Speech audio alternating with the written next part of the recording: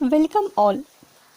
Sometimes we feel a bit confused about the proper use of articles and the place of articles in the sentences.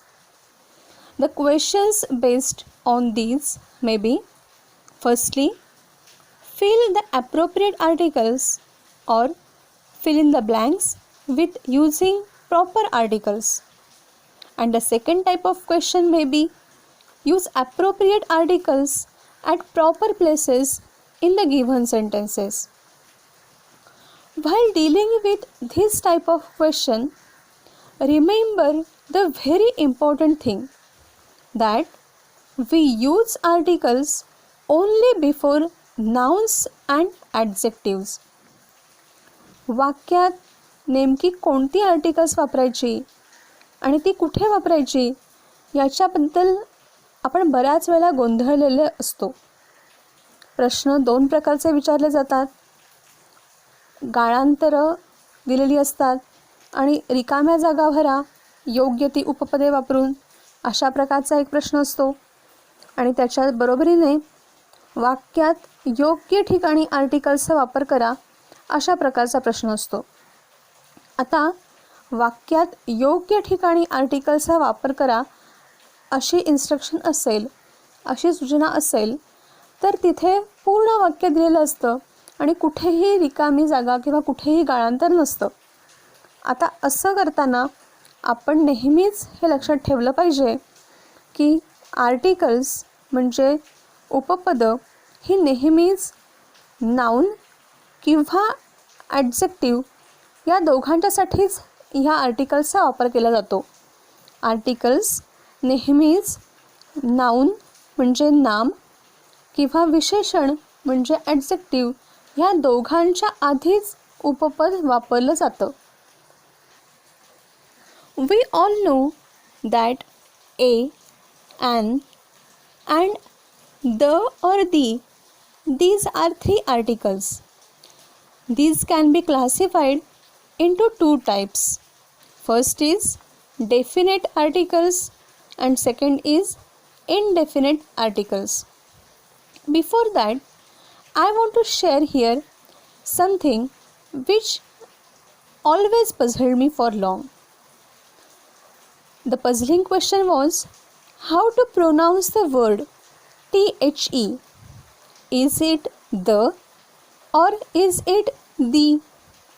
The answer is, if the is followed by the word which starts with vowel, means a, e, I, o, u, then it should be pronounced as the.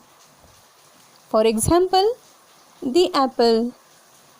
Obviously, if the is followed by the word which starts with consonant sound, it should be pronounced as the.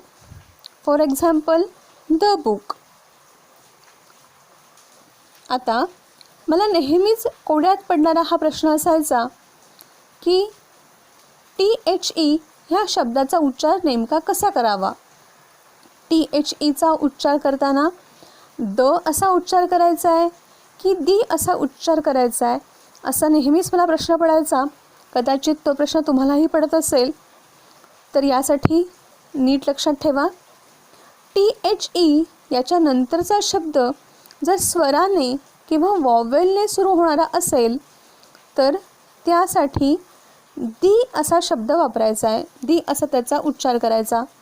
आणि त्याच्याबरोबर उलट म्हणजे व्यंजनाने म्हणजे consonant साऊंडने, जर sound म्हणते मी, consonant साऊंडने जर तो त्या शब्दाचा उच्चार होत असेल तर त्यासाठी द असा उच्चार आपण करायला हवा. Now let's come back to the point. Definite article means article which defines something specific. It may indicate that the thing is previously mentioned. It is used for something unique.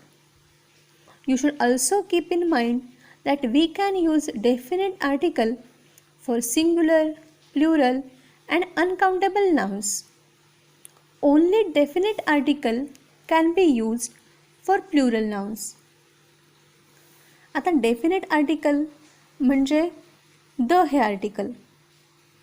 विशिष्ट किंवा आधी उल्लेख केलेल्या किंवा अद्वितीय अशा नामांसाठी, अनेकवचनी नावांसाठी सुद्धा डेफिनेट आर्टिकलचा वापर करतात.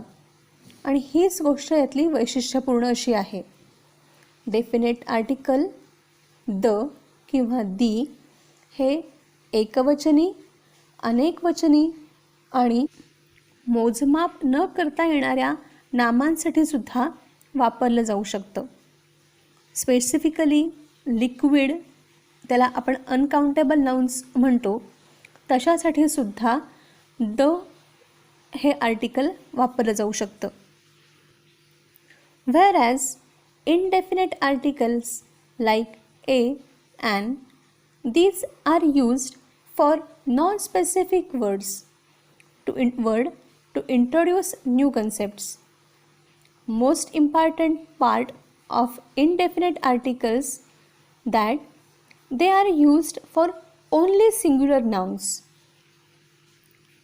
आत्ताच आपण पाहिल्याप्रमाणे इनडेफिनेट आर्टिकल्समध्ये ए आणि ॲन ह्या दोन उपपदांचा समावेश होतो. ही दोन्हीही उपपदे सर्वसामान्य वस्तूसाठी किंवा सर्वसामान्य नामासाठी वापरली जातात. आणि याचं वैशिष्ट्य म्हणजे फक्त एकवचनी नामासाठी किंवा एकवचनी गोष्टीसाठी ही दोन्ही उपपदे वापरली जातात. I hope you like this channel, so please like, share and subscribe.